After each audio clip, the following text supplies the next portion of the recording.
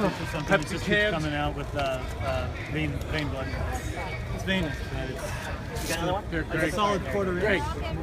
Maybe 3 inches on the bridge. Hey, Gramps, where's Dave? Gramps! You got a blood spot there. Yes, sir.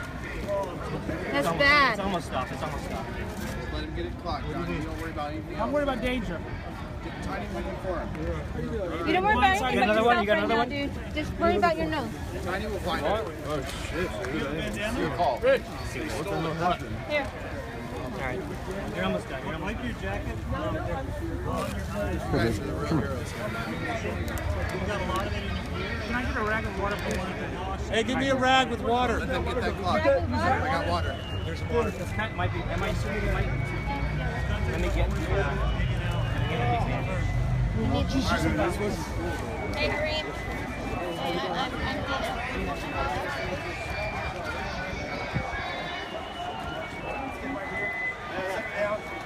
I need some water and get some cleaner. Gonna get maced?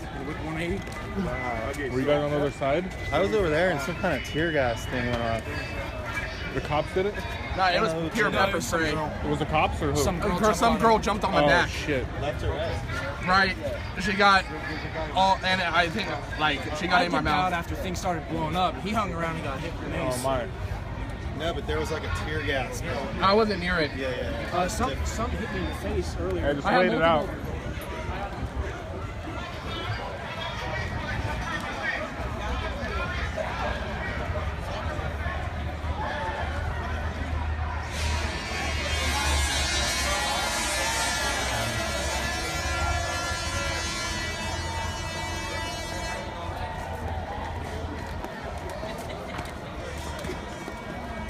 I know it's a small crowd right now, but they hear your voice.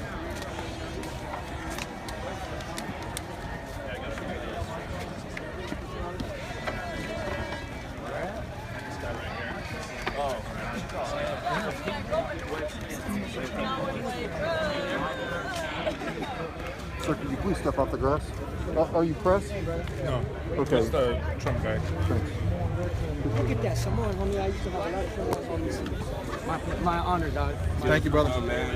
That's right. Always for Trump, man. I see your videos, man. Thank you so much. Man, Thank you. sugar shots. Yeah, I'm humbled. Thank you so much. Cool, man. Where are you guys from? San Jose. Okay, we're here standing with you guys. Yep. We're here with you. This is my friend Ed right here. Eric, nice to meet you, man. Derek right there. Yeah. Dean over there. That's my boy Dean. Very nice to meet you guys. We're here with you guys. You guys Full know, support, man. You guys know exactly what happened over here? Inside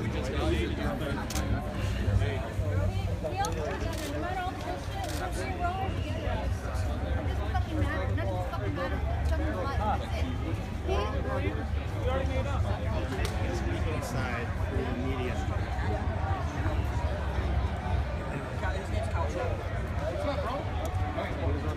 Thanks for coming.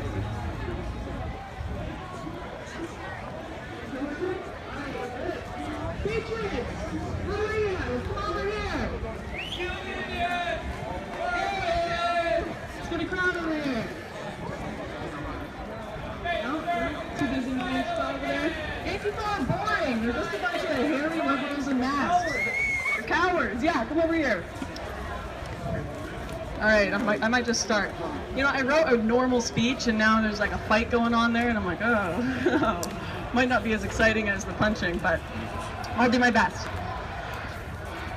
All right, so you guys might be wondering why a Canadian is here at a free speech American patriot rally, but I'm here to give you a warning. Because as a denizen of the cold northern wasteland that is Canada, nothing would please me more than to tell you guys that you will never meet the same fate that we did, that your history of protecting freedom and individualism will keep you safe. Unlike in Canada's system, where we have a full-on assault on Western values, where we have people being arrested for tweets, where we currently have motions being passed in our government making it outlawed to criticize Islam, and where people are being persecuted for comedy and fined tens of thousands of dollars by a social justice tribunal for the crimes of making offensive jokes. I would love to tell you that America won't end up like that, but that would be fake news.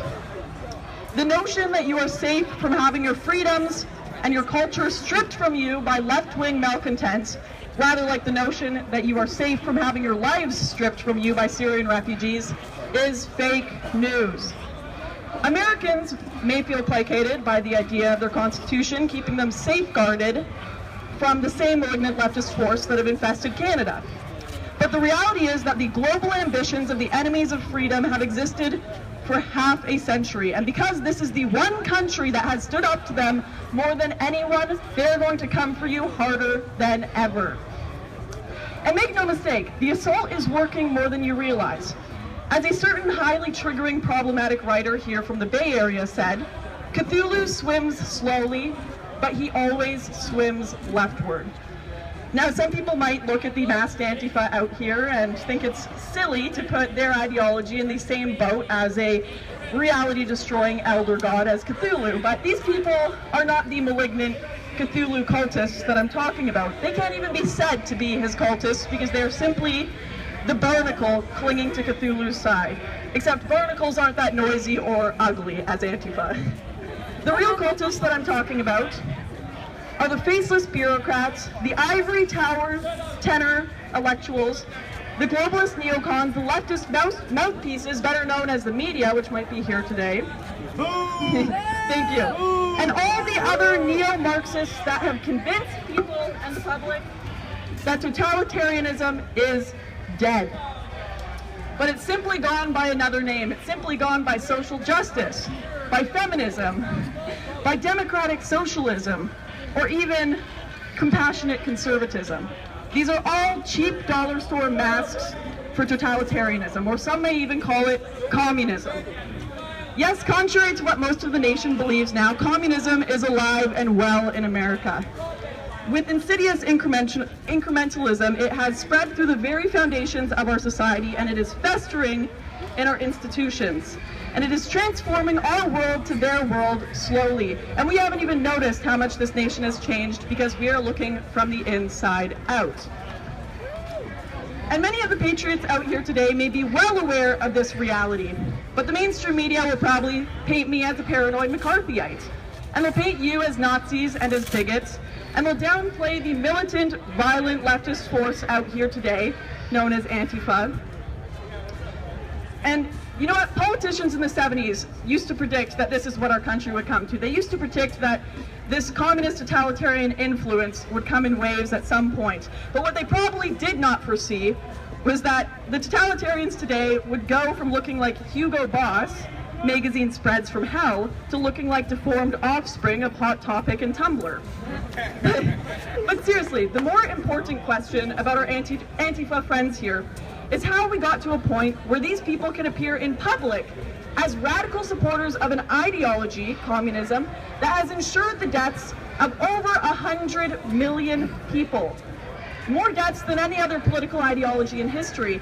And yet, mainstream society today and the media will paint them as normal. They'll still deny the disgusting fact that communism is well and alive here today in America. It was not always like this. Back in the 1950s, conservatism and traditionalism dominated American and European ways of life. With the threat of communism visibly at the door, people were prepared, they were ready to fight it, and they were ready to stand up to it. So the communists were aware that people were ready for this threat, and they realized that they had to go through other ways to deceive the American populace and to take over the West. They called it the Long March Through the Institutions. Its goal was to infiltrate all sections of society, especially the education system, as many can probably see as the result of UC Berkeley over here. And in doing so, they would slowly shift the bounds of acceptable opinion until communist policies and ideas were portrayed as moderate and practical, with an end goal of complete subversion. In remarks to Congress in 1963, Representative Herlong from Florida laid out 45 goals of communists. And I'd like to just quote a couple here to make my point. Firstly, the communists instructed each other to infiltrate the press, get control of book review assignments, editorial writing, policy-making positions, And really, who among us who has read the Washington Post or the New York Times or BuzzFeed can deny that this was a massive success? Second, they told each other to gain control of key positions in radio, TV, motion pictures. Speaking of which, I think we've got some media over here. Maybe if there's CNN here or CBS, ABC, MSNBC. Whether those stations are here or not, I would just like to say on behalf of the communists, keep up the good work. Third, they decided to gain control of all the student newspapers. Well, joke's on them, because I'm sure any of you could get an op-ed criticizing social justice published in a student newspaper. Anyone? No? Bueller? Right. They got that too.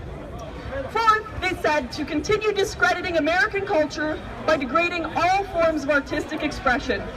Today, it's considered art to carry around a mattress and accuse someone of rape. I'd say mission accomplished on that front. Now, fifth, they wanted to break down cultural standards of morality by promoting pornography and obscenity, or as Kim Kardashian calls it, her business model. Right, right. Sixth, they aimed to discredit the family as an institution, encourage promiscuity, and easy divorce. I can't even crack a joke about that one because it is too depressing and too true.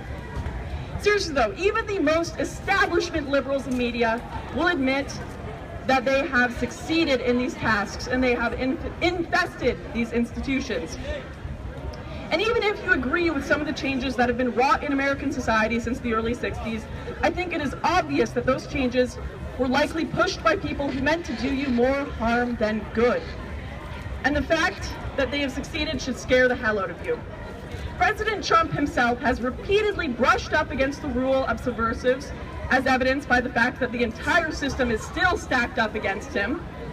With the state populated by a mix of leftists, of globalists, of neocons of all forms, why wouldn't it be stacked against him? And while I would love to tell you that Trump can outfox the system by playing 9D underwater backgammon, the reality is that he's going to have a very, very, very tough time fighting it if he is able to at all. And I cannot... Thank you, you can put that on, that's great.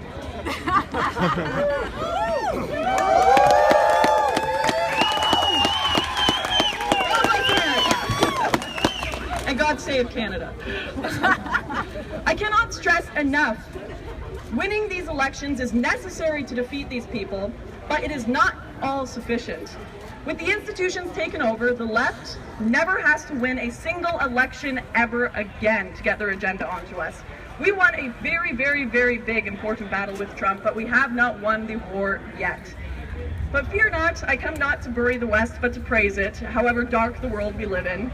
The fact is that we can and we will retake it from the weak, sniveling, petty tyrants who have convinced themselves that they are its rightful owners. And while the based stickmen among us might think this will take an SJW skull-cracking revolution, complete with free helicopter rides at its conclusion, I want to propose something simpler and smarter. I say we learn from our ideological opponents.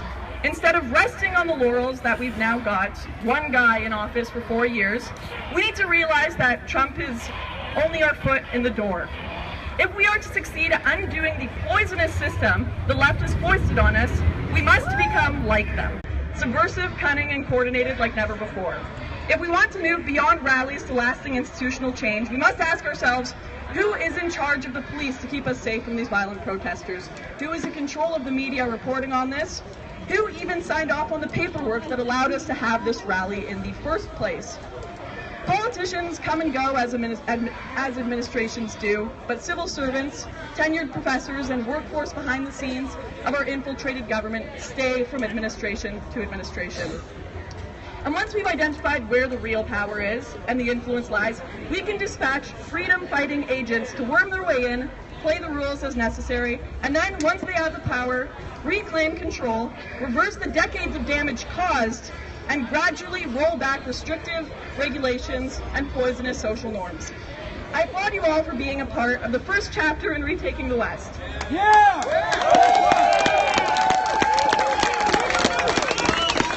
Thanks for coming out.